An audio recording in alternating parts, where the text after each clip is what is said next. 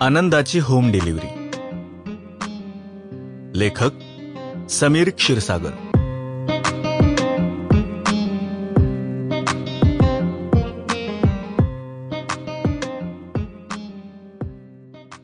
सकाळपासून 6 डिलिव्हरीज झाल्या होत्या. सुमारे 70 किलोमीटर ड्रायव्हिंग झालं होतं. आणि ब्रेकफास्ट, पराठा भाजी, पुलाव इतकंच काय चिकन थाळीचे पार्सल सुद्धा पोहोचवून झाले होते. आता दुपारची वेळ होती. दत्तासारखंच ट्रॅफिक पण थोडं सुस्तावलं होतं. तरी पण लोक सैरावैरा मोठमोठ्यानं हॉर्न वाजवून मध्ये येणाऱ्या सगळ्यांना शिव्या देत गाड्या हाणतच होते. आजकाल शहरात गर्दी कमी असा कुठला भागच नाही. दत्ताला वाटलं, जिथं जाऊ तिथं साला हा ट्रॅफिकचा अकराळ विक्राळ राक्षस हजर. गाडी लावण्यासाठी दत्ता जागा शोधू लागला. तेवढ्यात त्याला शरयूचा फोन आला. एरवी त्यानं घेतलाही नसता, पण आजची गोष्ट वेगळी होती. हा बोल. अहो कुठं आहात? डबा खाल्ला का? नाही अजून. पण आहात कुठं?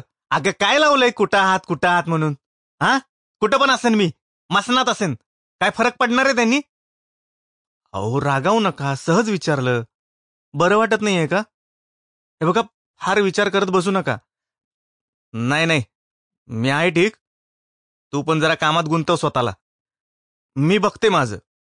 आई आणि मी घरची कामं करत बसलोय. पण तुम्हाला जरा जरी बेचैन वाटू लागलं ना तर फोन करा, नाहीतर सरळ घरी निघून या. बरं बघतो. आता जरा 2 घास खाऊ देशील का नाही? हां, ठेवते.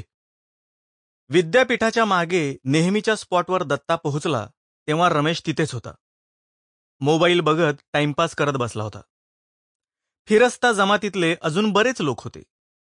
मेडिकल रिप्रेझेंटेटिव्ह होते, मार्केटिंग सेल्सचे लोक होते, कुरिअरवाले होते आणि उगाच सकाट्या पिट्याला आलेली कॉलेजची तरुण पोरं पोरी सुद्धा होते. तो दुपारचा अड्डाच होता सगळ्यांचा. दत्ता सुद्धा शहराच्या या भागात असला की डबा खायला याच हॉटेलात जात असे.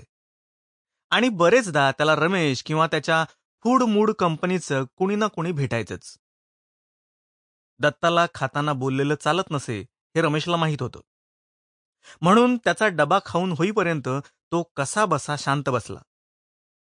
नेहमीच्या सवयीप्रमाणे दत्ताने जेवण झाल्यावर दोघांसाठी चहा मागवला आणि रमेशची टकळी सुरू झाली. झालं जेवण? Sample complete. Ready to continue?